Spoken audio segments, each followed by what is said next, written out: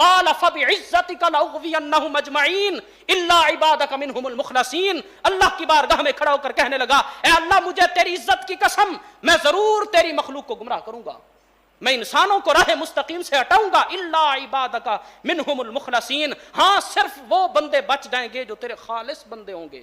تو قرآن کریم میں اللہ نے کیا فرمایا؟ قال فالحق والحق اقول, فرمایا تو نے حق بات کہی ہے اور میں رب بھی حق بات کہتا ہوں. لَأَمْلَأَنَّ جَهَنَّمَ مِنْكَ وَمِمَّنْ تَبِعَكَ مِنْهُمْ أَجْمَعِينَ. یہ قرآن ہے.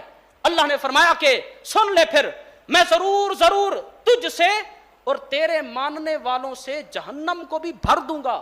فرمایا جو لوگ تیرے پیچھے چلیں گے, تیری بات کو مانیں گے, رحمان کے راستے سے ہٹ جائیں گے, پھر سن لے اپنے ماننے والوں کو بھی بتا دینا لَأَمْلَأَنَّ جَهَنَّمَ, میں تم سے جہنم بھر دوں گا.